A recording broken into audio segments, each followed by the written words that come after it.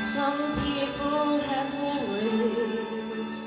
I want people suffering from mental illness to know that they're not alone, that 1 in 4 people in this country suffer from mental illness, that 17 million people suffer from deep depression right at this very moment.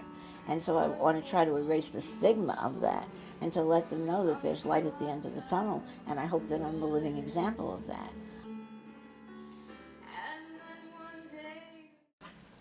My downward and inexorable spiral into mental illness began on November 7th, 1974. November 7th, 1974 was the day that I was brutally beaten, raped, and robbed at a Howard Johnson's motel after a performance at the Westbury Music Fair on Long Island, an event that garnered international headlines. I went into seclusion for 7 years. I didn't want to face anybody. The only time that I was public was when I sued the Howard Johnson motel chain, and that was a torturous experience too. I spent the next 9 years being involuntarily committed 17 times in 5 different states: New York, New Jersey, Texas, California, and Florida. I would enter these hospitals a happy, upbeat person, and upon my release, there was never a time when I did not contemplate suicide. After my brother was murdered in '81, I couldn't indulge in self-pity anymore, and I really went to the Oval Office and visited all the president's men and had my own commission on Reagan's Task Force on Violent Crime. I had laws changed in 3 states, and in Washington, New York, and the toughest anti-crime bill ever passed in California.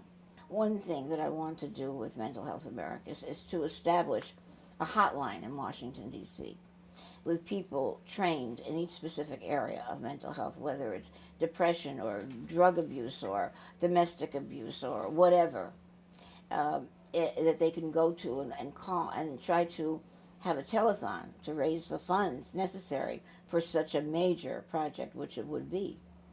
Our trauma campaign will be called STAR, Stress, Trauma, Awareness, Hopefully Recovery. I feel pretty good about myself. You wouldn't want to tackle me. You wouldn't want to mess with me. I can tell you that. Yeah, so.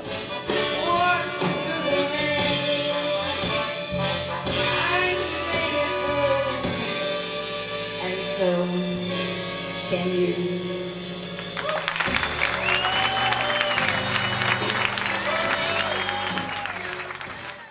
I'm Sorry Now was my first hit. My father chose it. I was opposed to the song. I thought it was square. It was written in 1923. But my father, an incredible musical taste and vision, said to me, this is a standard. People have already accepted the song, and if you add a dance beat, something the kids can dance to, it'll be something different. So it actually was the first standard rock and roll hit. They didn't laugh me off. No, that's what I thought they would do.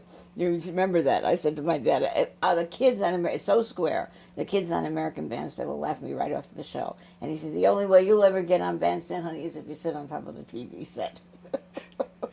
In 5 seconds flat, my life changed. From the minute that Dick Clark played that record, I knew that my life would never be the same, and it wasn't. I never went to any of my premieres, and I never went to the premiere of Where the Boys Are. I never saw it.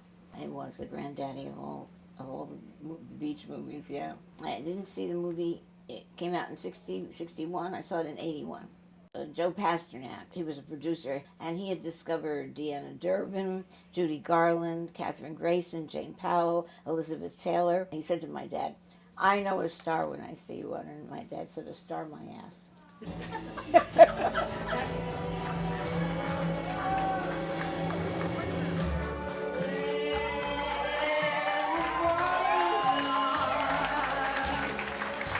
Someone waits for me,